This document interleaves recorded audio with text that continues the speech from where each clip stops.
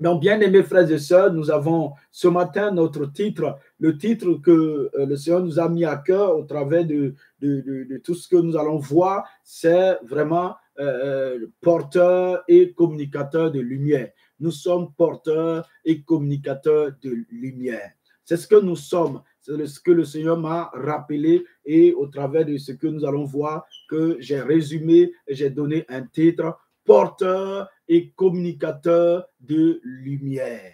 Vous et moi, nous sommes porteurs et communicateurs de lumière. Nous devons accepter, porter cette lumière qui nous a été donnée, du fait que nous sommes devenus lumière, du fait que nous portons la lumière, nous sommes les supports de lumière et que nous devons la communiquer à d'autres.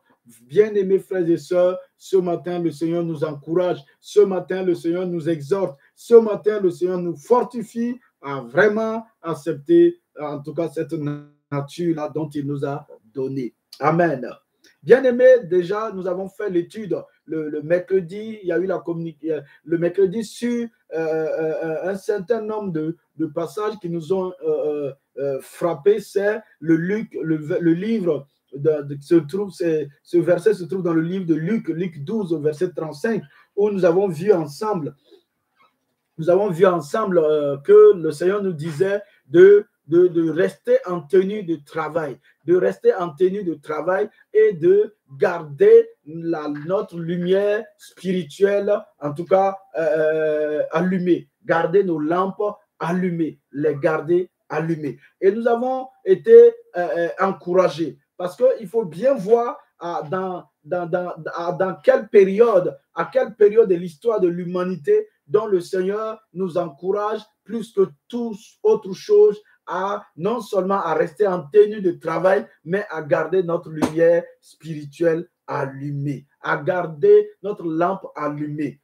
Bien-aimés, nous allons prendre du temps encore ce matin là-dessus, mais nous allons résumer. Nous avons déjà vu que nous sommes dans la période finale de l'histoire du monde. Et à chaque fois, ce qui vient nous rappeler le dernier événement qui nous rappelle, en tout cas, les événements tracés, prophétisés par notre Maître, le Seigneur Jésus-Christ. Ce dernier événement que nous vivons, c'est une épidémie, c'est une pandémie, le coronavirus, et qui touche le monde entier.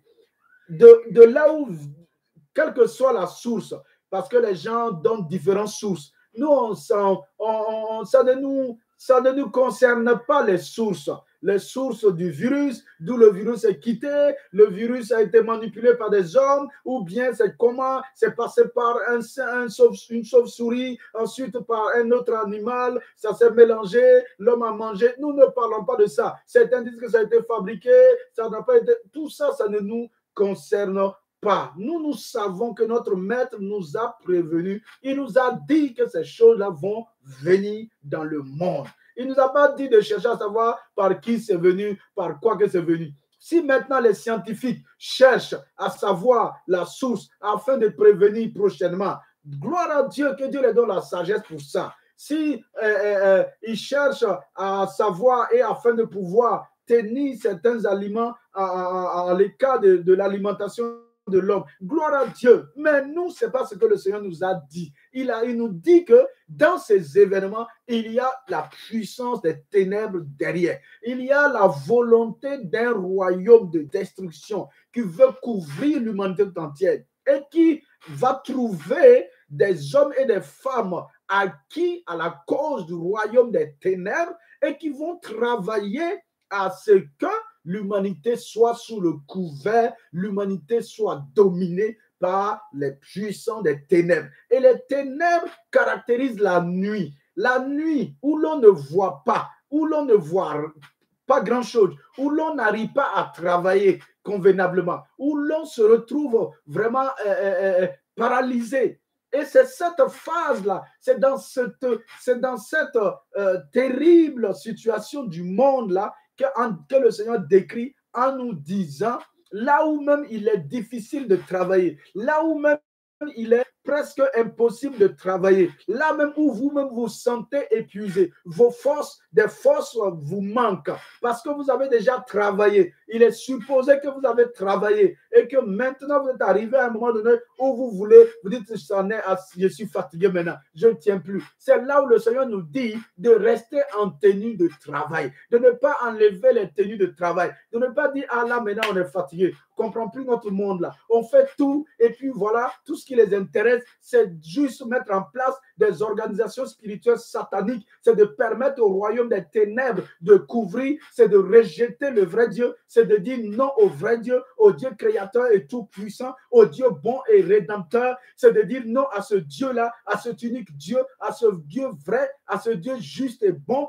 et de faire confiance plutôt et de travailler plutôt pour les ténèbres. Non. Donc, à un moment donné, nous sentons le découragement et nous disons que c'est peine perdue. Jésus dit non, ce n'est pas le moment de ôter vos tenues de travail. C'est le moment de rester en tenue de travail, restez à vos reins saints. N'abandonnez pas. C'est le moment même de travailler. Or, pour pouvoir travailler, lorsque les ténèbres couvrent un lieu ou couvre la terre, comme il le dit, il faut qu'il y ait de la lumière. C'est pourquoi il dit de garder nos lampes allumées. Donc, il y a un entretien de cette lumière-là. Mais d'abord, c'est parce que nous avons la lumière. Nous avons reçu la lumière que nous devons l'entretenir jusqu'à cette période finale-là. Entretenir cette lumière ou la laisser paraître. La laisser paraître. Sinon, nous-mêmes, nous n'allons pas pouvoir tenir debout. N'en parlons pas de continuer à travailler. Et nous avons dit que cette parole-là, rester en tenue de travail, s'adresse à ceux qui travaillaient déjà. Ça ne s'adresse pas aux paresseux, ça ne s'adresse pas aux feignants, ça ne s'adresse pas à ceux qui sont assis, qui ont croisé les bras et qui ont dit que non, Dieu connaît le nombre de ceux qui sont sauvés, il connaît ceux qui lui appartiennent, Dieu, il connaît, il va toucher, s'il veut sauver quelqu'un, il va le toucher, il va se révéler à lui. Nous ne parlons pas de ces feignants, de ces paresseux du royaume de Dieu là. Nous ne parlons pas de ceux-là qui se sont assis confortablement dans la peur de pouvoir ouvrir la bouche pour témoigner des merveilles que Dieu a fait pour eux, des hommes et des femmes égoïstes qui ont été sauvés par la grâce de Dieu, par l'intercession et la prière de d'autres personnes, par le témoignage de d'autres personnes, par le prix payé en finance, en temps par d'autres personnes. Et eux, ils mettent du sparadrap sur leur bouche. Ils cachent même leurs comportements. Ils se compromettent même avec le monde. Ils disent au monde, non, nous sommes pareils. Nous sommes tous enfants de Dieu. Le monde même vous dit, nous ne sommes pas tous enfants de Dieu. Les autres religions vous disent, nous ne sommes pas tous enfants de Dieu. Nous, en tout cas, nous, on n'est pas enfants de Dieu. Nous, on reconnaît qu'on est créatures de Dieu. Mais vous, vous dites que Dieu a un enfant. Il s'appelle, le premier fils, c'est Jésus. Et vous aussi, vous êtes des enfants de Dieu. Ah, on n'a pas le même Dieu. Non, non, on trouve certains des royaumes de Dieu qui disent non, non, ne parlez pas comme ça. Nous sommes tous enfants de Dieu. Dieu nous aime tous. Oh. Dieu est amour. Ça, c'est pas vrai. C'est des paresseux qui sont assis confortablement dans le fauteuil de défaite, dans leur siège de défaite et proclamant toutes des choses qui n'ont ni tête ni queue. Nous parlons, le Seigneur parle ici, le Seigneur s'adresse ici à vous et à moi, à des hommes et des femmes qui lui appartiennent, qui travaillaient déjà, même s'ils n'ont pas un grand résultat, mais ils travaillaient à la propagation du royaume de Dieu, ils travaillaient à l'extension du royaume de Dieu. Et maintenant, les temps deviennent difficiles. Ces temps difficiles-là les empêchent de continuer à travailler. Le découragement vient, la fatigue vient. Alors le Seigneur nous dit de rester en tenue de travail. Et pour pouvoir nous aider de garder notre lampe, que chacun garde sa lampe, sa lumière spirituelle allumée et d'avancer et de continuer à travailler. Donc, à quel moment vraiment le Seigneur parlait ainsi? C'était au moment où il parlait effectivement de la fin de la période finale de l'histoire du monde. Et c'est dans même cette même période-là que l'apôtre Pierre nous dit que dans cette même période-là, Dieu a dit, je répandrai de mon esprit sur toute chair, sur tous vos enfants, et ils prophétiseront. Parce qu'il y aura des temps difficiles, parce que l'humanité passera des temps difficiles, et que nous, les chrétiens, nous, les enfants de Dieu, on va aussi subir ces temps difficiles. Alors Dieu nous donne son esprit pour pouvoir être guidés, pour pouvoir être conduits, pour que nous ne soyons pas dans les ténèbres comme tous les autres hommes. Donc, nous avons vu cela ensemble. Et donc, quand vous lisez dans Matthieu 24, dans Matthieu 25, et quand vous lisez dans Luc, les derniers versets de Luc et de Marc également, sur la fin, cette période finale de l'histoire des hommes sur la terre, Jésus est clair là-dessus. Il y a deux choses qui reviennent en ce qui, lorsqu'il s'adresse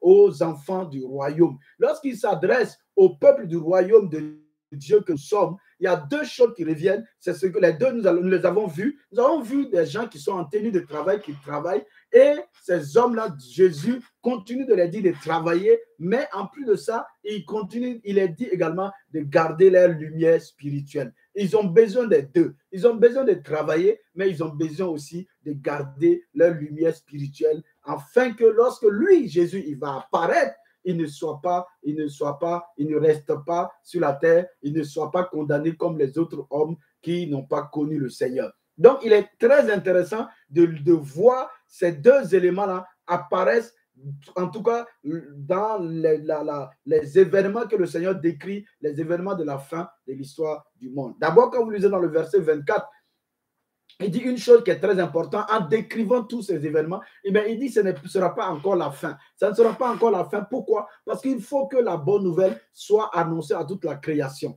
Et il y a des gens, ils ont déjà fait la conclusion. Ils ont dit non, la bonne nouvelle a été annoncée maintenant à toute la création. Donc, c'est fini. C'est fini, on ne fait plus rien. Non, vraiment, ne tombez pas dans ça.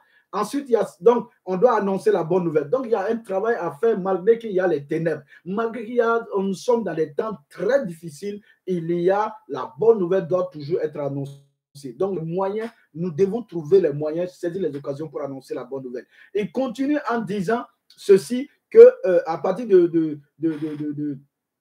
jusqu'au verset 42, il nous dit d'être vigilants. Comme les temps seront difficiles, très difficiles, et beaucoup vont se compromettre. L'amour du plus grand nombre va se refroidir. L'amour du plus grand nombre, là, ce n'est pas les païens. On ne parle même pas des païens. Les païens, ils sont dans un autre royaume. Nous sommes en train de parler des royaumes du Fils, le royaume de Dieu, les royaumes qui appartiennent à Dieu. Il dit ce royaume de l'amour-là, ce royaume-là, une bonne partie, leur amour va se refroidir à cause non seulement de la difficulté de la période, mais aussi de la séduction de la période. La séduction est grande et la tentation est grande. Et les choses, la facilité de la vie nous est donnée pour nous compromettre facilement. Donc, à cause de ça, il dit d'être vigilant, que ce soit par rapport même au travail que nous avons été appelés à faire, que d'être vigilant et de persévérer. Que ce soit par rapport à notre lumière spirituelle que nous avons reçue et qui nous permet d'être guidés, de marcher, de permettre d'éclairer ou d'être éclairés. Il dit encore également de persévérer, de rester ferme, de ne pas relâcher quoi que ce soit. Quelle facilité que de la vie que nous avons, quelles que soient les difficultés, quelles que soient les ténèbres, la noirceur des ténèbres qui essaient de branler les différentes bases de l'humanité, c'est-à-dire tout ce qui est social, tout ce qui est finance, tout ce qui est moral, tout ce qui est reproduction. Il dit que cette période-là, qui sera une période de chamboulement, nous devons rester fermes, persévérants, et nous devons également être vigilants. Donc, à partir de là, nous devons être encouragés. Et encore, il continue. Il nous montre encore, si nous continuons à partir du verset chapitre 42, chapitre 24, à partir du verset 42, quand nous continuons, il parle là-bas d'un serviteur fidèle. Un serviteur fidèle, vous pouvez dire peut-être c'est un pasteur ou bien un apôtre et tout. Mais ici, ça concerne les enfants du royaume de Dieu. Parce que les enfants du royaume de Dieu appartiennent tous au roi. Et chacun a reçu une tâche. Nous allons voir tout à l'heure que chacun a reçu plus ou moins des talents et que chacun doit le faire valoir. Donc, il dit maintenant ce serviteur qui donne la nourriture au temps convenable, là, qui prend soin de ses frères, qui vraiment fait en sorte que lui et ses frères ils soient en communion pour que le royaume s'étende, pour faire valoir les différents talents que Dieu les a donnés là. Il dit quand le maître viendra là, ils seront, en tout cas, ils auront leur récompense et ils seront dans la joie de leur maître. Mais il dit ceux qui sont du royaume et qui seront qui vont utiliser plutôt les frères, qui vont maltraiter les frères, qui vont faire du mal à leurs frères. Maltraiter là, c'est pas forcément frapper, hein? C'est pas forcément frapper. Aujourd'hui, la plupart, quand nous regardons, les gens, on ne frappe pas les frères. Mais le fait d'utiliser les frères, le fait de dominer les frères, le fait de s'enrichir plutôt sur les frères que plutôt de leur donner à manger, de prendre soin d'eux. Oh, bien aimé, il y a trop. C'est-à-dire que la plupart des églises là, nos églises là étaient vraiment, que Dieu nous garde. C'était juste des entreprises pour satisfaire, remplir les comptes de quelques-uns.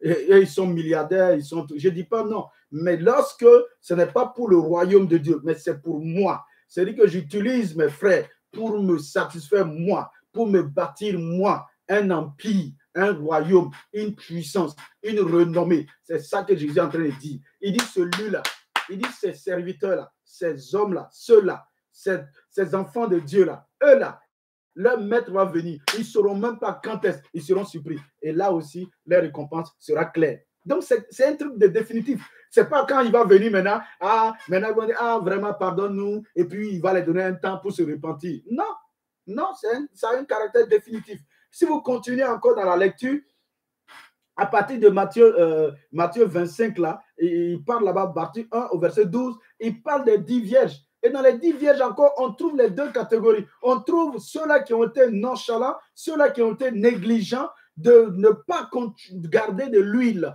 La chose essentielle qui permet à la mèche de la lampe d'être imbibée et de pouvoir continuer à éclairer pour soi-même et à voir le maître qui arrive, le reconnaître et partir avec. Ils ont été négligents, ils ont été très paresseux. Et à cause de ça, ils n'ont pas été enlevés. Il n'y a pas dit que le maître les a donné une seconde chance. Il a bien dit quand ils sont partis, on ne sait pas c'est quel genre d'huile, mais ici, c'est comme c'est une parabole pour dire qu'après, ils ont reconnu que, ils ont fait erreur. Ils ont reconnu, ils sont rentrés en eux-mêmes, se sont repentis. Mais c'était trop tard. C'était fini. Il n'y avait plus de possibilités. Le maître dit, l'époux dit, vraiment, j'ai dit l'époux parce que ce n'était pas leur époux, c'était leur fiancé. Mais il est devenu l'époux des autres, des 5 qui étaient sages. Donc, leur fiancé leur a dit, vraiment, je ne vous connais pas.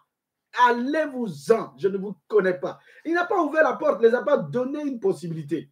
Donc, encore, nous sommes toujours dans cette période finale de l'histoire où la grande séduction s'installe. Où aujourd'hui, je vous assure, vous êtes d'accord avec moi, tout le monde maintenant est sur Internet. Il suffit que chacun est chez lui et il choisit et il écoute ce qu'il veut. Et je ne dis pas que c'est mauvais, c'est bon que chacun puisse écouter, mais tout le monde est dedans, tout le monde est sur Internet. N'importe qui s'installe, il est prédicateur, il est pasteur, tu le connais où? En quoi il a quoi comme preuve que c'est un homme de Dieu? Tu ne peux pas vérifier parce que le gars est depuis là-bas en Chine ou depuis là-bas en Afrique ou depuis voilà. Donc tu ne peux pas. Donc tout ça, il y a une grande séduction qui s'installe. En même temps, il y a un grand mélange qui est là. Si nous n'apprenons pas à être établis, à rester établis sur les fondements, à rester à dépendre, apprendre à dépendre du Saint-Esprit, mais avec nos propres capacités, nous ne pourrions même pas. Ce n'est pas possible. On ne pourra pas résister. On ne pourra pas résister à la tentation, à la séduction. On ne pourra pas s'en sortir. On va se retrouver parmi les vierges, les 5 vierges folles. Et ensuite, nous voyons que le Seigneur continue. Donc, il met encore en évidence ces deux formes d'individus qui se retrouvent dans le royaume de Dieu et qui parviennent tous à la phase finale de l'histoire du monde et ça se divise en deux. Donc, c'est à nous de voir clairement que ça, il y a nous, là où nous devons nous situer. Nous devons nous situer dans ceux-là qui travaillent et qui restent en tenue de travail malgré que la situation, les circonstances n'y s'y est pas, malgré que les ténèbres sont là et qui entretiennent la lumière spirituelle dont ils ont reçu. Ensuite, nous voyons qu'il continue en donnant l'exemple des talents. Dans Matthieu 25, là, au verset 14. Je ne rentre pas dans le domaine du travail, là. On le verra plus tard. Aujourd'hui, notre thème, c'est porteur et communicateur de lumière. Mais je suis en train de faire un résumé pour que nous soyons bien situés.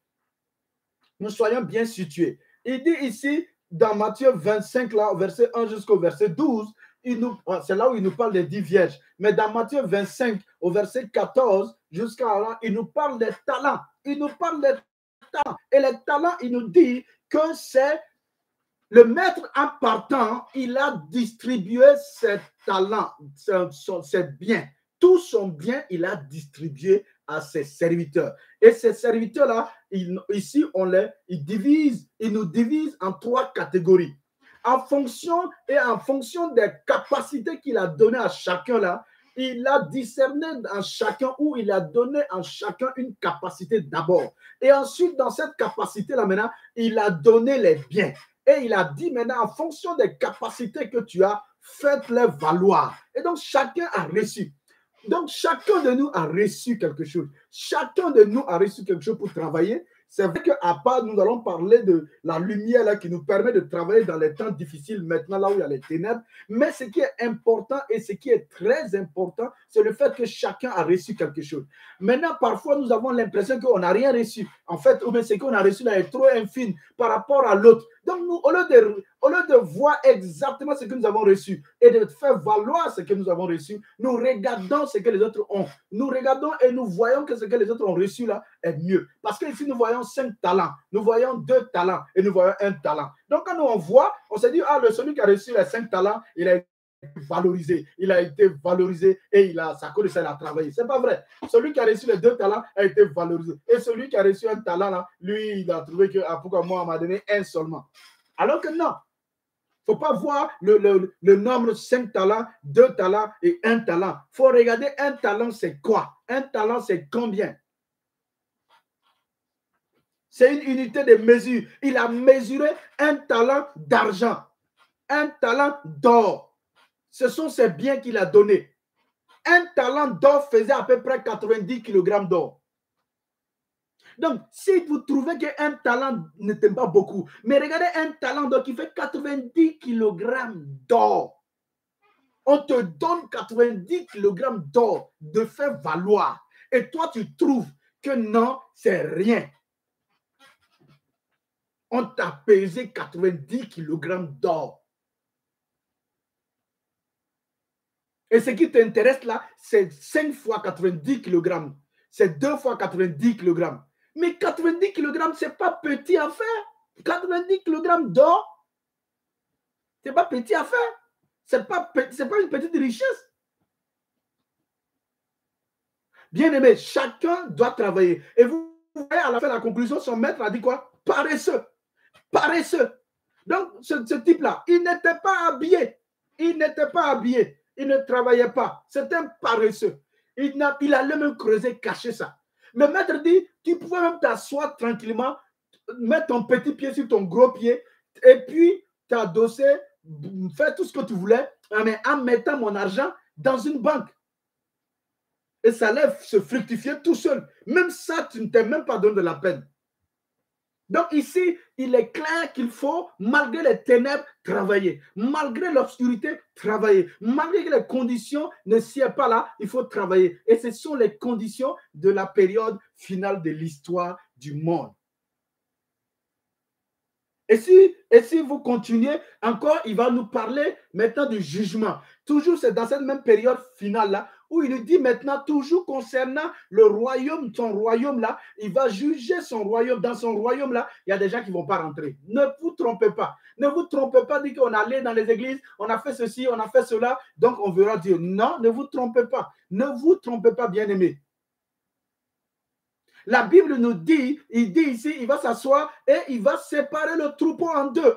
Le troupeau, là, il y avait 2 catégories. Dans le même troupeau, là, il y avait 2 espèces d'animaux, en fait. Il y avait des brebis et il y avait des boucs.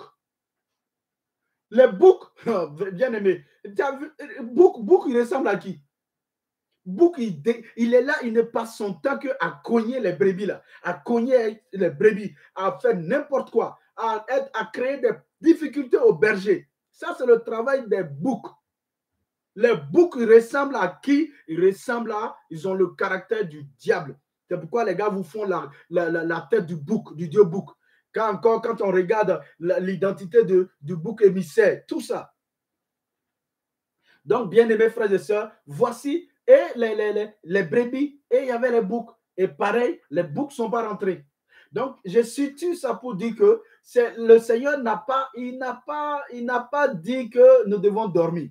Il n'a pas dit que parce que les conditions sont difficiles, nous devons plutôt chercher autre chose. Mais il nous a dit de travailler et de garder notre lampe allumée. Et ce matin, comme nous avons dit, c'est la deuxième partie qui nous intéresse beaucoup plus, c'est être porteur de lumière et communicateur de lumière. Nous sommes porteurs de lumière et communicateurs de lumière. Donc, nous commençons ce chapitre-là, après cette grande introduction, nous commençons ce chapitre-là en bénissant le Seigneur de nous donner, de garder nos lampes allumées, de garder nos lampes allumées. Dieu est lumière. Nous commençons par là. La Bible nous dit que Dieu est lumière. Donc déjà, pour que nous puissions nous-mêmes être convaincus qu'effectivement nous sommes lumière, que nous sommes porteurs de lumière et que nous devons communiquer la lumière, c'est déjà de commencer par la source. La Bible nous dit Dieu est lumière. Quand vous lisez dans Genèse 1 au verset, vous lisez Genèse 1, le verset 1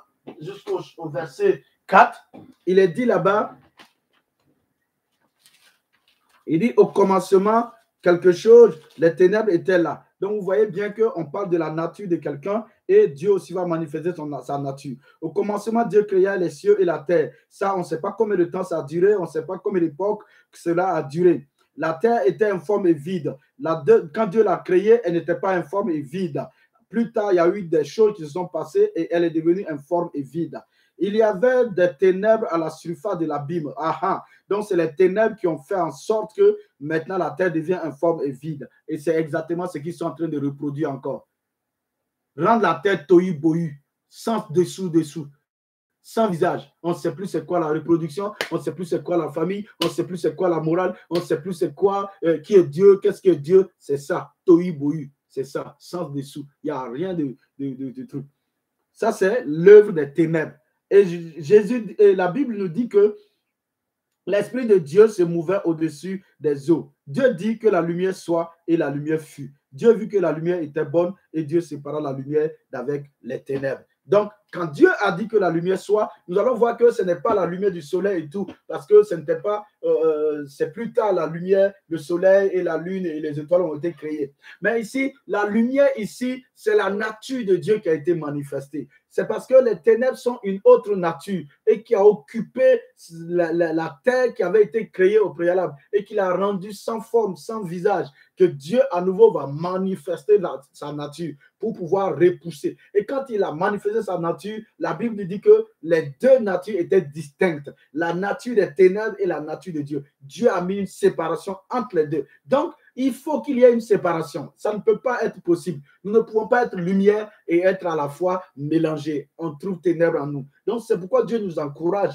à garder nos lampes allumées. C'est parce que les ténèbres, chaque fois sur la lampe, là, quand c'est les lampes tempête, voilà, ça c'est bien, c'est plus bien expliqué. Mais quand c'est nos ampoules là, nos boutons qu'on appuie, on ne comprend pas bien. Mais quand on se met dans la période de Jésus, quand il expliquait dans son époque, c'était les lampes, c'était les torches, c'était les chandeliers. Et donc, nous allons garder cette descriptif-là pour que nous puissions mieux comprendre. Donc, la Bible nous dit ici, la Bible nous dit clairement que Dieu est lumière et il a manifesté sa lumière. Vous pouvez le voir encore beaucoup plus clairement dans 1 Jean 1 à partir du verset 5 jusqu'au verset 7. Si vous allez là-bas et ensemble, si vous avez trouvé, nous allons lire à partir du verset 5, 1 Jean 1, verset 5 au verset 7. La nouvelle que nous avons apprise de lui et que nous vous annonçons, c'est que Dieu est lumière. Retenez ça et acceptez ça. Dieu est lumière. Dieu est lumière et qu'il n'y a point en lui de ténèbres. Il y a eu une séparation entre les lumières et les ténèbres. Dieu lui-même, il est lumière et il n'y a en lui aucune forme de ténèbres, bien-aimé. Il faut accepter ça et bénir le Seigneur, car Dieu lui-même est lumière et il n'y a point en lui de ténèbres. Ensuite, Le reste, vous pouvez lire jusqu'au verset, peut-être si on a le temps, on reviendra là-dessus jusqu'au verset 7. Mais déjà, il est clair que Dieu est lumière. Ensuite, nous voyons clairement que Jésus-Christ lui-même est la lumière véritable. Regardons ensemble dans le livre de Jean 1, à partir du verset 4. D'abord, il nous explique au commencement ce qu'il y a, mais ce qui est intéressant, à partir du verset 4, il nous dit que la lumière, la parole qui était là au commencement, là, cette parole-là était la vie des hommes. Et cette vie-là que les hommes avaient là était la lumière de ces hommes-là. Et il continue, il dit que la lumière est venue dans les ténèbres. La lumière est venue, il a brillé, mais les ténèbres ne l'ont pas reçu. Mais ce qui est intéressant, c'est le verset 9. Le verset 9, il dit, c'est Jésus la véritable lumière qui, en venant dans ce monde, éclaire chaque être humain. Jésus était la véritable, ou Jésus est la véritable lumière qui, en venant dans ce monde-là, éclaire le genre humain, éclaire la race humaine. Jésus est la lumière véritable. Il faut bien le souligner, la lumière véritable. C'est parce qu'il y a d'autres lumières qui pâlissent. Il y a d'autres fausses lumières. Satan est une fausse lumière. Il est une lumière dont l'éclat finit par s'éteindre.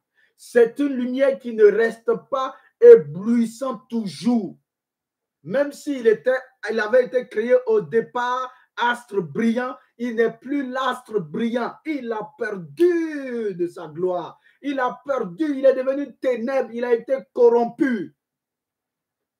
Jésus le Christ est la véritable lumière. Donc toutes les organisations qui parlent de lumière, qui disent qu'elles sont lumière, qui sont ceci, c'est des fausses lumières. Je ne dis pas qu'ils n'émettent pas la lumière. Je ne dis pas que ceux qui sont avec eux n'expérimentent pas la lumière. Mais c'est des lumières trompeurs. C'est des lumières de séduction. C'est des lumières d'esclavage. C'est des lumières de destruction. Mais Jésus est la véritable lumière, celle qui est venue sur ce monde-là et qui éclaire véritablement. C'est-à-dire qu'il libère.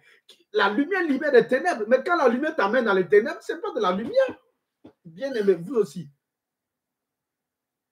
Lumière qui t'amène dans les antres du diable. Lumière qui t'amène à faire du mal. Lumière qui t'amène à être égoïste, à être satisfait de toi-même, à dominer sur les autres, à régner sur les autres, à être sans pitié. Ça, ce n'est pas de la lumière.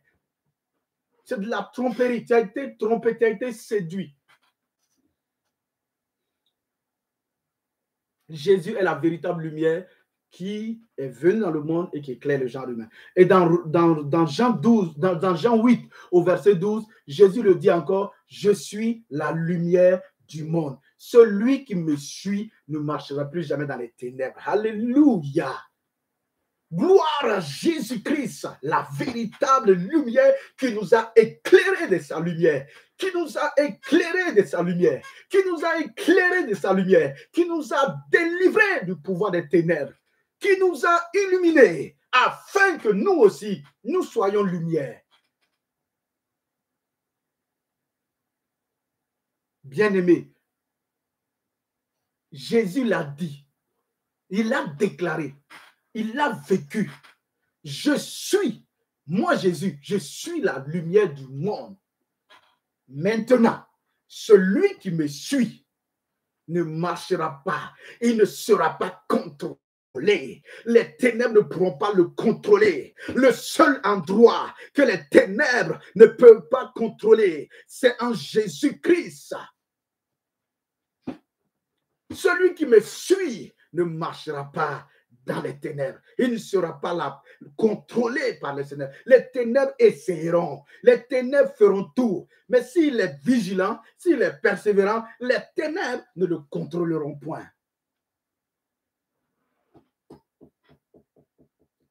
Et cela commence à la nouvelle naissance, effectivement. C'est pourquoi le fait de naître de nouveau, la Bible dit, dans Jean toujours là, en disant la véritable lumière Jésus, il dit, mais ceux-là qui l'ont reçu, ceux qui ont cru à cette véritable lumière Jésus-là, à partir du verset 12, dans Jean 1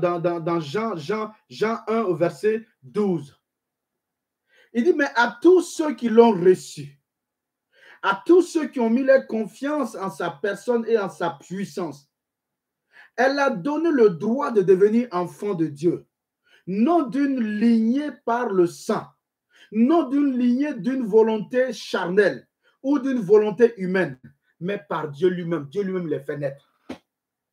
Ça veut dire que ceux qui ont reçu ce Jésus, cette lumière véritable-là, ils naissent dans le royaume de la lumière. Dieu est lumière, son royaume est lumière. Quand vous lisez dans Acte 26, au verset 18, l'apôtre Paul dit, moi, tous ceux qui sont nés de nouveau là, Dieu fait d'eux des témoins pour faire passer les hommes et les femmes qui sont dans le royaume des ténèbres, pour les faire passer dans le royaume de la lumière. Dans Colossiens 1, verset 12, il nous dit de rendre grâce à Dieu, notre Père, qui nous a fait la grâce en faisant quoi? En nous rendant capables d'avoir un héritage dans la lumière avec les autres saints. Oh, je bénis Adonai Dieu, je le célèbre, je le loue, parce que vous et moi, vous qui croyez en Jésus-Christ, vous qui avez reçu la lumière Jésus, vous avez reçu la véritable lumière et vous êtes devenus lumière, vous êtes devenus lumière, vous êtes enfants de lumière, vous êtes dans un royaume de lumière, vous êtes des porteurs de lumière. La vraie lumière, celle qui éclaire les autres, qui vous éclaire vous-même, qui éclaire le chemin dans cette vie-là. Oh Seigneur, merci pour ta grâce et ta bonté. Merci pour ta grâce et ta bonté. Quand vous lisez également dans Jean 12, à partir du verset 36 et autres, vous voyez Jésus là-bas encore dit qu'il est la lumière, il était là pour un temps. Il dit, croyez à la lumière et vous ne serez pas dominés par les ténèbres.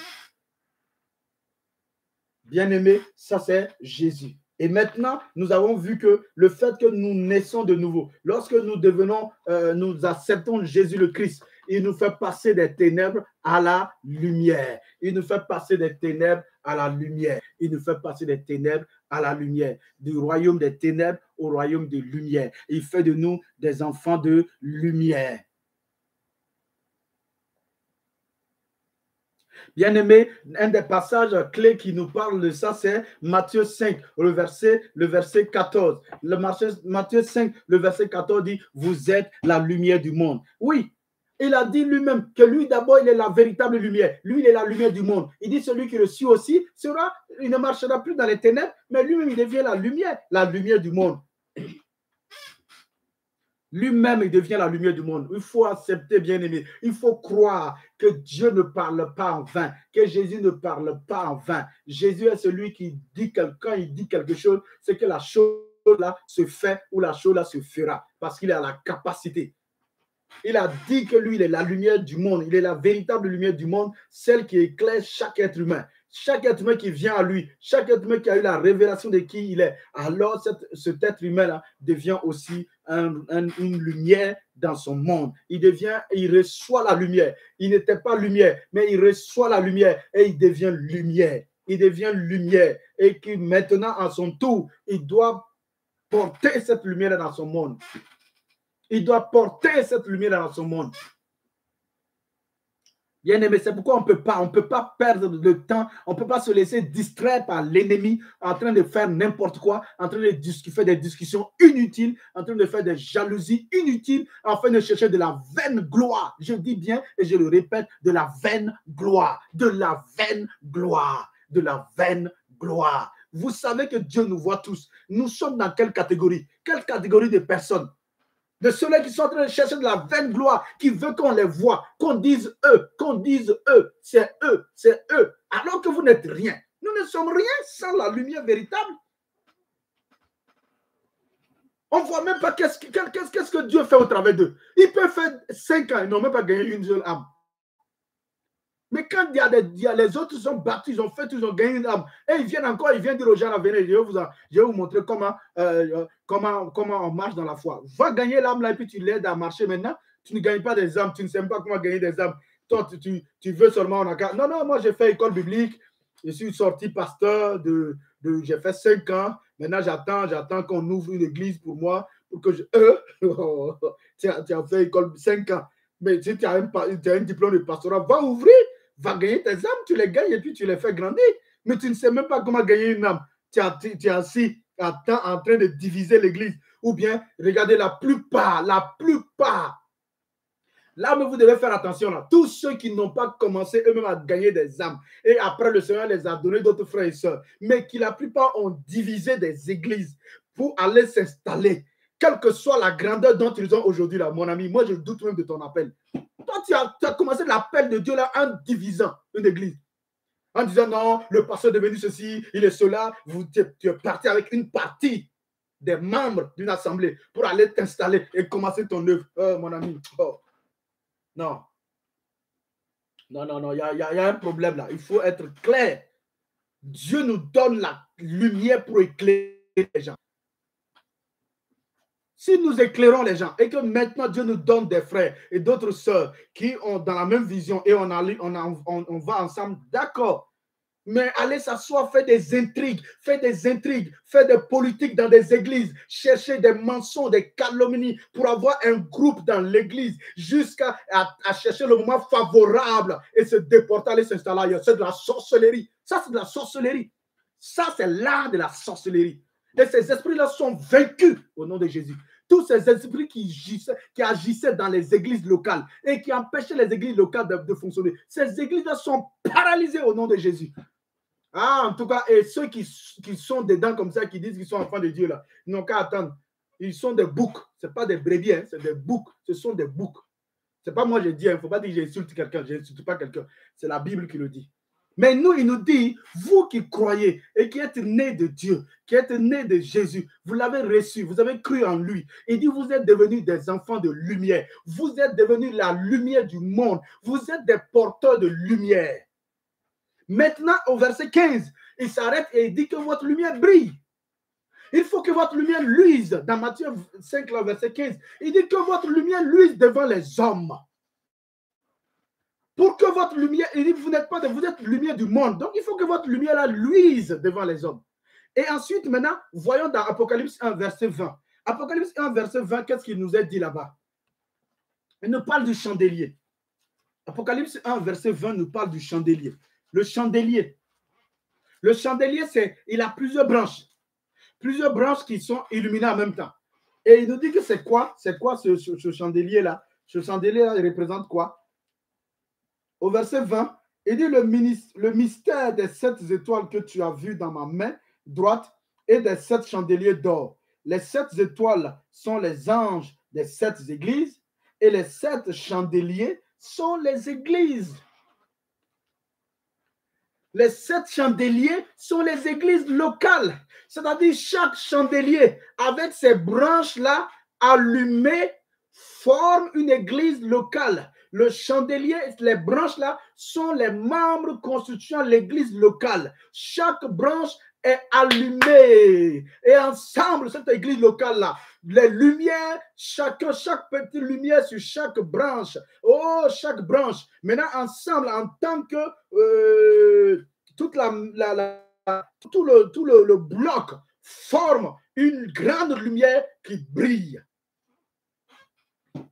Que vous êtes chrétien, vous êtes seul, vous n'avez pas besoin d'église locale. Regardez l'image de l'église locale que Jésus-Christ montre. Je n'ai pas dit bâtiment, je ne parle pas de bâtiment, puisque là, on n'est pas dans un bâtiment. Mais nous sommes une église. Voilà pourquoi nous sommes en communication les uns les autres.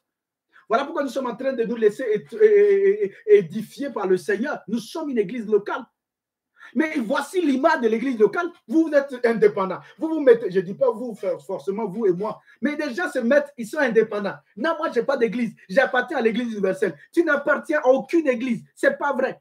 Il nous parle ici de 7 églises. À l'époque, il est lié à 7 églises locales. Ces 7 églises-là avaient les adresses bien données. Ces 7 églises-là formaient un tout, un chandelier. Chacun est à part, il brille, c'est vrai, en tant que membre de cette église locale-là. Mais c'est un chandelier unique.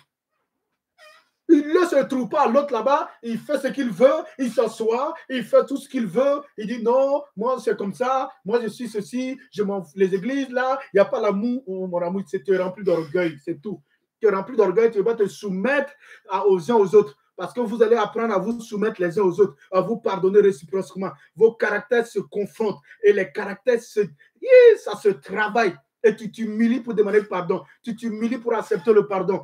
Mais ça, ce n'est pas facile, je le reconnais. À cause de ça, la plupart des gens sont ailleurs. Maintenant, il y a des églises locales qui ne sont pas des églises locales. Je suis d'accord que quand c'est comme ça en ce moment-là, il faut aller là où c'est une église locale. Mais quand tu es dans une église locale, tu deviens membre de ce chandelier-là qui émet la lumière. Vous êtes lumière dans cette localité. Vous êtes lumière dans cette ville. Vous êtes lumière dans cette nation. Vous êtes la lumière de ce village. Donc, vous n'êtes pas individuellement, chacun fait ce qu'il veut, chacun est là où il veut, où il fait ce qu'il veut. Non, non, vraiment, ce n'est pas ça. Voici l'image.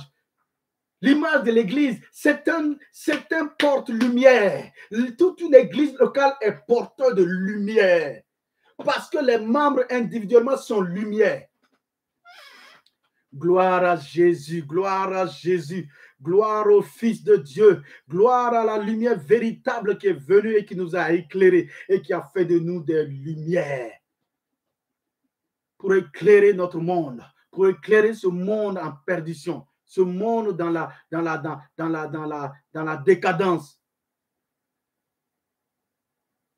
Donc, nous voyons que l'église locale a pour but d'éclairer plus grande, soit la localité, soit le village, soit en tout cas la commune, en tout cas soit la ville, en tout cas soit la région, en tout cas la lumière de l'église locale est plus grande, mais cette lumière-là est due à la lumière de chaque membre mis ensemble. Donc, vraiment, tous ceux qui viennent vous dire, ah, vraiment, toi, tu es dans une église. Ah, moi, je ne suis pas dans une église, hein, vraiment. Et puis, quand ils veulent raconter des bêtises, ah, non, non, c'est une église de maison. Oui, mais c'est bien, c'est une église de maison, c'est une église. Mais maintenant, vous êtes comme, vous réunissez où? Vous vous réunissez où? Vous faites comment vos réunions? Vous faites où? Ah, non, non, non, non, non, non, je suis sur moi. Je vais sur Internet, de temps en temps, je zappe à gauche, à droite. Et puis, de toute façon, hein, le Seigneur, par son esprit, il nous garde, hein, il connaît ce qui lui appartient. C'est faux. La personne est rétrograde. Il est rétrograde. Il est rétrograde. Il faut jeûner et prier pour lui. Il ne va pas reconnaître, hein, non, il ne va pas reconnaître. Il est aveuglé. Il ne parle pas de lui. Toi, quand il parle comme ça, tu sais qu'il est rétrograde. Ce n'est pas la peine de discuter. Il faut dire, oui, j'ai compris. Je sais ce que je dois faire pour toi. Tu vas jeûner et prier pour lui jusqu'à ce que Dieu ouvre ses yeux. Sinon, c'est une lumière éteinte. C'est une lumière dont la lampe là, c'est une lumière qui brille seule sans l'huile. Sans l'huile. Donc, ça met beaucoup de fumée. Ça met beaucoup de fumée. La fumée là même noircit le vitre de la lampe là. Et ça devient noir. Il n'éclaire personne, il n'éclaire même pas lui-même. Et il se souffle lui-même là-bas par la fumée. Donc, nous avons dit que l'Église éclaire une localité tout entière et un village ou une ville ou une région ou un pays ou une nation. Mais dans Matthieu 5, verset 15, là, il nous dit ici que lorsqu'on allume une lampe dans une maison, ici, c'est l'individu. C'est l'individu qui est dans une maison. Maintenant, si vous êtes deux dans la maison qui êtes convertis, gloire à Dieu. Mais ici, c'est l'individu. Ici, c'est notre témoignage, le témoignage de Christ. Le témoignage de Christ dans la maison, dans notre entourage, dans notre voisinage, dans notre lieu de profession. C'est-à-dire entourage, voisinage, profession. Les voisins, notre entourage, la famille, la profession. Il dit Matthieu 5, verset 15 là, il dit, c'est vous qui avez reçu la lumière là, c'est vous qui devez les éclairer. Je n'ai pas dit c'est facile. Le Seigneur Jésus n'a pas dit que ce sera facile. Parce que lui-même, il a dit qu'il est difficile d'être témoin dans sa famille, dans son entourage et dans son environnement.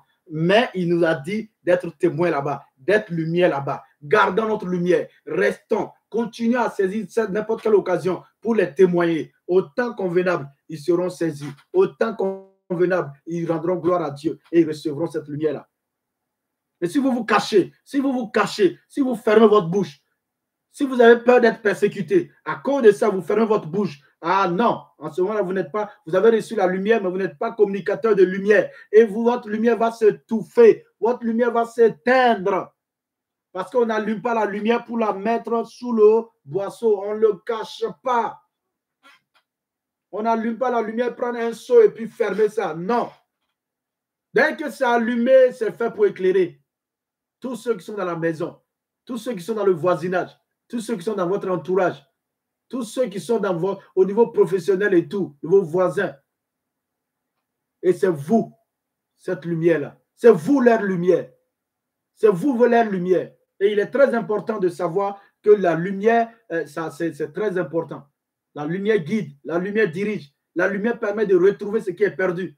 La lumière permet d'être un repère dans les ténèbres, dans l'obscurité. La lumière joue ce rôle-là.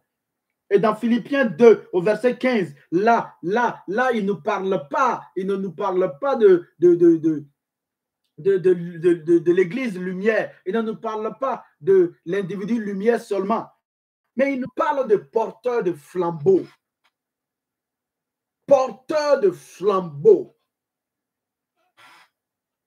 Ici, ces porteurs de flambeaux-là représentent ceux qui brillent dans les ténèbres. Ceux qui brillent dans les ténèbres comme des repères pour les gens qui sont dans les ténèbres et qui ne voient rien, qui reçoivent tous les coups, tous les 100 coups, tous les coups, ils les reçoivent. Ils sont brisés, ils sont démoralisés, ils sont découragés, ils ont toutes sortes de soucis, ils sont malades, ils sont misérables. Et dans les rues, partout dans ces ténèbres-là, il y a ces porte-flambeaux-là qui sont les panneaux indicateurs. Ils voient une lumière au fond. Ils se battent, ils se débattent pour atteindre cette lumière-là. Et quand il arrive, ce porte-flambeau l'éclaire. Il est éclairé. Les ténèbres qui sont dans sa vie sont éclairées. Les ténèbres se dissipent dans sa vie. Oh, il reçoit la lumière par le porte-flambeau, lui communique la lumière. Et il est guéri. Il est délivré du pouvoir des ténèbres. Il devient aussi enfant de Dieu. Et il reçoit la lumière. Alléluia. Les porte-flambeaux sont les repères. Ils éclairent le chemin. Ils guident les chemins. Ils aident à retrouver ce qui est perdu.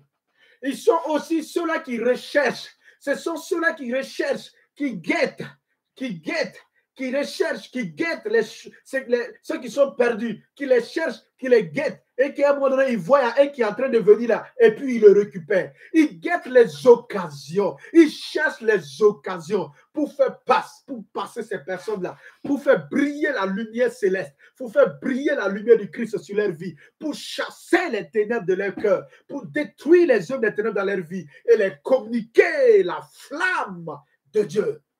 Cette lumière-là, vous êtes les guetteurs, vous êtes les chercheurs des hommes et des femmes perdus. Vous êtes ces porte-flambeaux-là. Vous êtes porteurs de flambeaux, de lumière.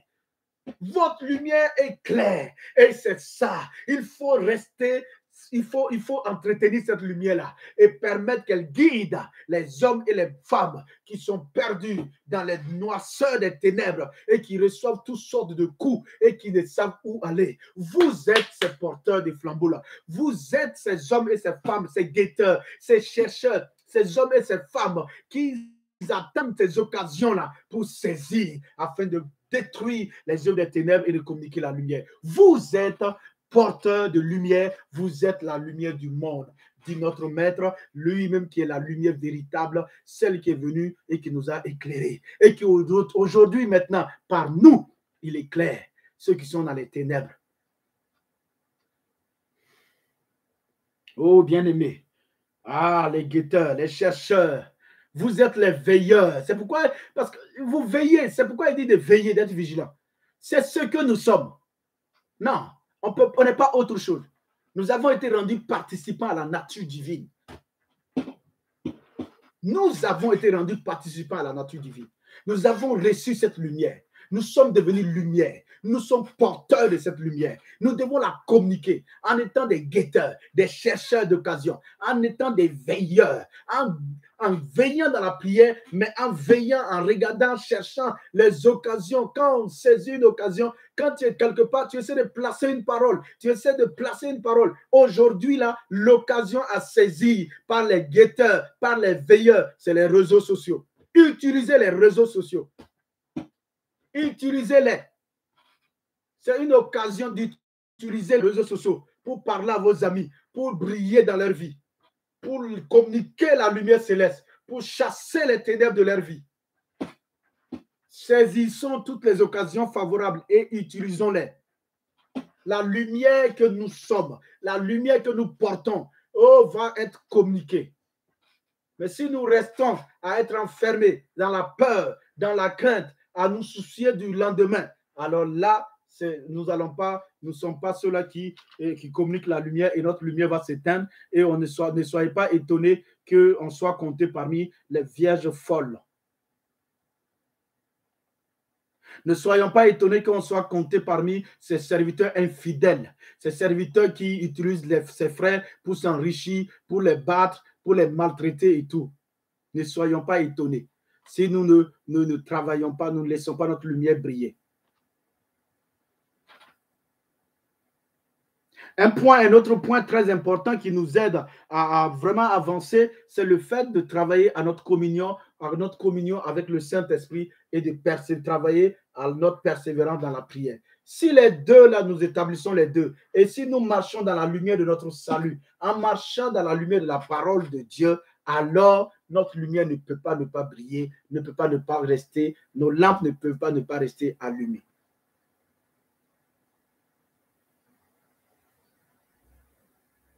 Nous sommes ensemble, bien-aimés frères et sœurs. Nous avons vu ensemble combien il est important de travailler à la communion avec le Saint-Esprit. Nous l'avons déjà vu. Mais dans Éphésiens 6, 18, là, vous pouvez à chaque fois le lire. Vous pouvez le relire. C'est un des passages très importants. Même c'est surtout quand vous utilisez la parole vivante que vous comprenez beaucoup, vous voyez le mot communion sort vraiment. Quand vous lisez dans Éphésiens 1, 3, il nous dit que nous avons été bénis de toutes les bénédictions en Jésus-Christ. Mais si ça s'arrête là, c'est faux. C'est faux. Nous sommes bénis de toutes les bénédictions en Jésus-Christ. Nous qui vivons en communion avec le Saint-Esprit. Nous qui vivons en communion avec le Saint-Esprit, c'est nous qui pouvons jouir des bénédictions là. Parce que c'est dans la communion avec le Saint-Esprit qui nous fait vivre les bénédictions ou qui nous fait posséder les bénédictions. Lisez dans la parole vivante. Il dit encore dans Éphésiens 2, 10 que vous avez été créés en Jésus-Christ, vous avez été créés selon son image pour pouvoir accomplir les bonnes œuvres qu'il a préparées d'avance pour vous. Si c'est comme ça, là, ça sert beaucoup, non, mon ami, ils n'ont pas vu les œuvres. Mais il dit, nous qui avons été créés en Jésus-Christ et qui vivons en communion avec le Saint-Esprit, c'est à nous qui nous donne, c'est nous qui pouvons voir les bonnes œuvres qu'il a créées d'avance là pour nous. Et dans Éphésiens 6, toujours, Éphésiens 6, 18, là également, il dit les armes spirituelles qu'on a citées. Si vous simplement, je mets le casque de salut, je mets la ceinture je mets la cuirasse de justice, je mets la ceinture de vérité, je mets les ailes les chaussures, je prends la parole. Il dit ça ne marchera pas si vous n'avez pas de communion avec le Saint-Esprit. Ça ne marchera pas. C'est du bruit. C'est juste des images. C'est juste des paroles, des belles paroles. Il dit dans Éphésiens 6, au verset 18, que l'efficacité de tous ces armes-là dépend d'une communion d'abord avec le Saint-Esprit et de la persévérance dans la prière qui ne relâche pas.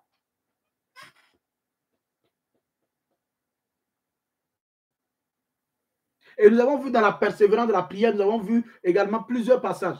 Luc 21, 36 nous dit de prier sans relâche pour recevoir des forces dans cette période finale de l'histoire afin de non seulement rester debout, mais de pouvoir et continuer à être des porte-flambeaux en communiquant la lumière. Philippiens 2, 15 là nous dit que, je le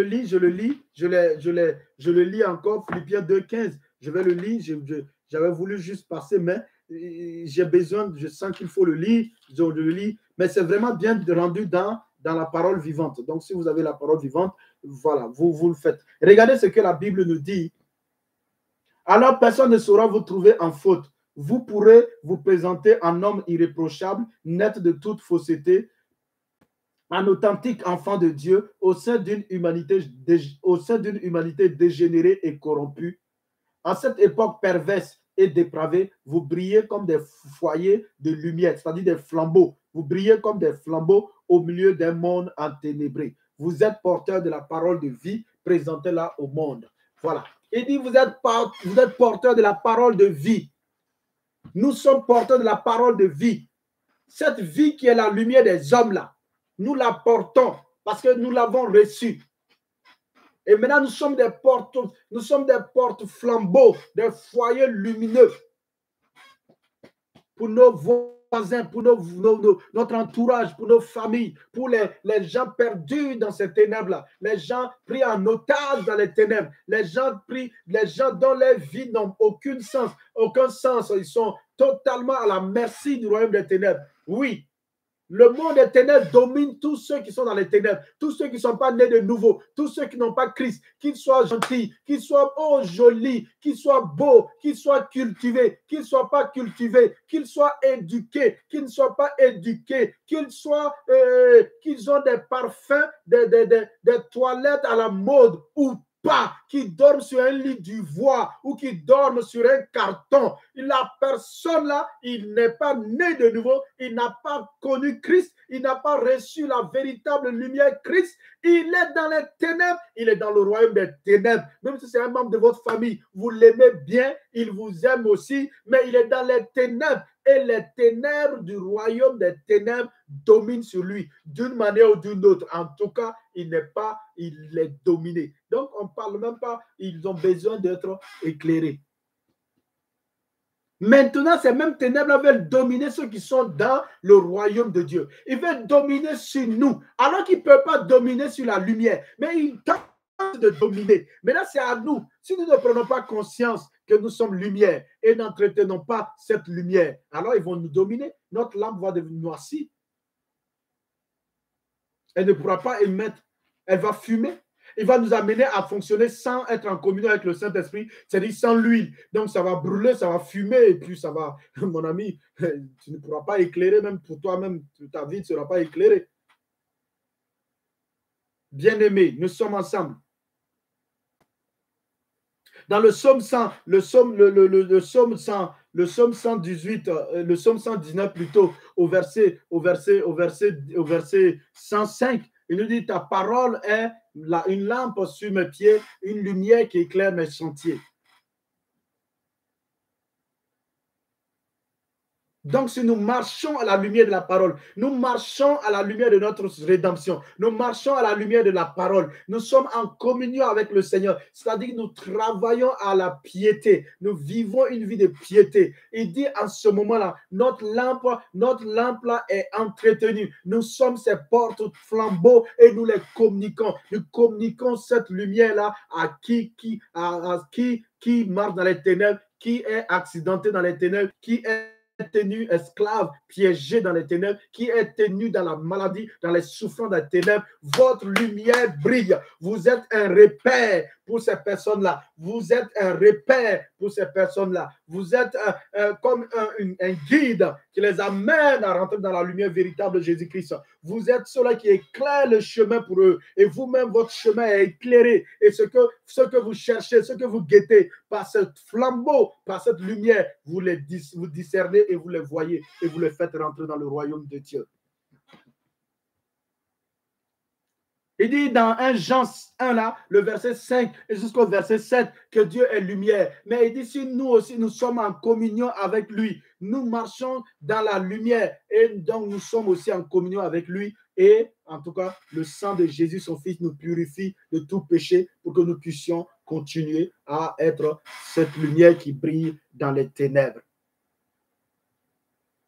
En tout cas, le seul endroit où les ténèbres ne peuvent pas dominer, c'est dans la lumière de l'évangile. Présentez l'évangile, présentez la parole de Dieu. Vous-même, soyez convaincus que vous êtes la lumière, vous êtes devenu lumière et que vous portez cette lumière-là et que vous devez la communiquer. Communiquez-la, cherche, soyez ces flambeaux, ces portes flambeaux, soyez ces hommes et ces femmes qui guettent, ces hommes et ces femmes qui veillent, ces hommes et ces femmes qui cherchent, qui travaillent pour que le royaume de Dieu s'étende. Et la lumière, la source de lumière, le Saint-Esprit qui est en vous, va continuer à faire grandir cette lumière en vous, au milieu de nous et nous allons en tout cas continuer à être ces guides-là pour ces multitudes, ces communicateurs de flammes-là, ces communicateurs de lumière et ainsi nous serons en tout cas, nous ferons notre part et quand le Fils de l'homme, notre Maître Jésus paraîtra, alors nous serons prêts. Nous serons prêts avec la lumière qu'il faut et nous le verrons, nous monterons avec lui, nous serons dans la joie de notre Maître. Que le Seigneur notre Dieu, par son esprit, nous fortifie et nous donne d'être en tout cas pleinement éclairés et d'être ces communicateurs de lumière dans le nom de Jésus. Amen. Amen. Alléluia. Alléluia. Alléluia. Bien-aimés, c'est ce que nous sommes. Et nous rendons grâce à Dieu de ce que nous avons pu passer ce temps ensemble, de ce que nous avons pu célébrer le Seigneur, de ce que nous avons pu revoir qu'effectivement, ce n'est pas le moment de s'asseoir, c'est le moment de faire ce travail de guetteur, ce travail de chercheur, ce travail de veilleur, d'entretenir notre lumière spirituelle, mais de communiquer de la lumière. Car nous sommes maintenant la lumière de notre monde, la lumière de notre entourage, de notre voisinage, que ce soit ceux qui travaillent avec nous, nous sommes les lumières. C'est nous qui pouvons les guider à rencontrer la véritable lumière Jésus. C'est nous qui pouvons chasser les ténèbres de leur vie. Alors que votre lumière luise au nom de Jésus. Que votre lumière luise, que votre lumière grandisse et que vous soyez vraiment ces porte-flambeaux-là dans le nom de Jésus. Amen. Amen. Nous allons prendre la Sainte Seine. Vous avez dressé la table devant vous.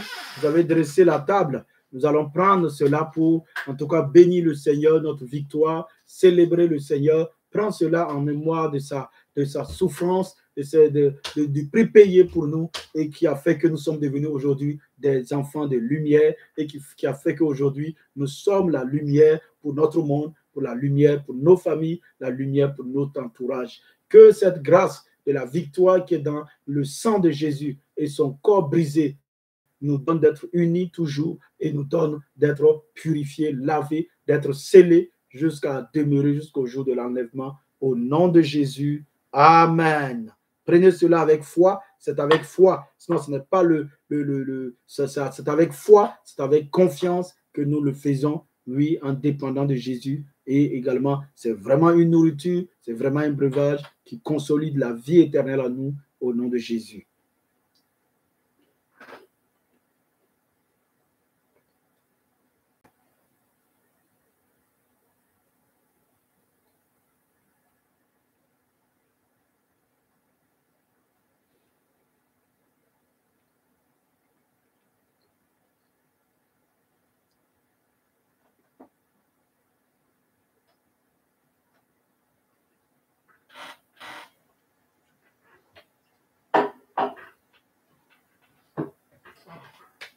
Alléluia. Alléluia. Merci, bien-aimés. Nous allons passer. Je vais vous lire un passage.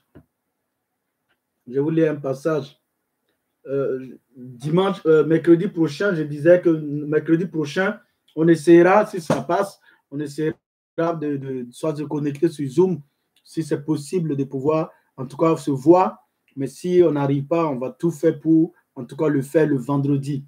Donc, l'idéal, déjà, ce serait que mercredi, on puisse se communiquer, on puisse se voir et communiquer ensemble, échanger ensemble, pour que chacun, de façon 5 minutes, puisse nous dire comment il vit ce temps de confinement.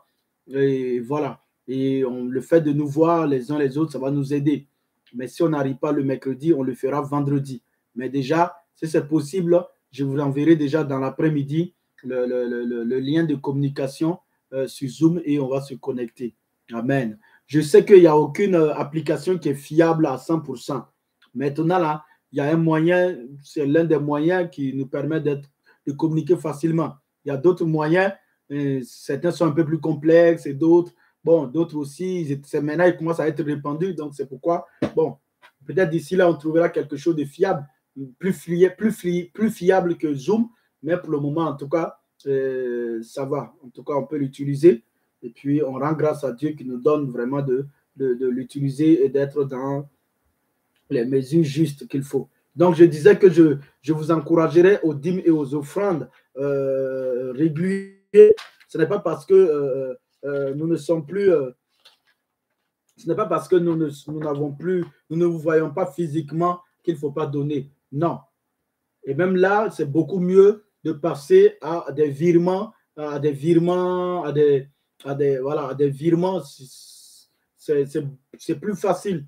Mettez des virements en place. Nous vous avons communiqué les RIB pour pouvoir faire les virements. Si vous n'avez pas encore les RIB, le RIB, vous m'écrivez ou bien vous écrivez à la comptabilité et ils vont vous envoyer le RIB et vous pourrez faire le virement, vous pouvez émettre le virement. Parce que c'est une œuvre, que le Seigneur nous a confiée aussi, le fait de donner et de pouvoir récolter en retour. Nous ne donnons pas pour récolter, mais nous reconnaissons la grâce de Dieu qui a été établie pour nous.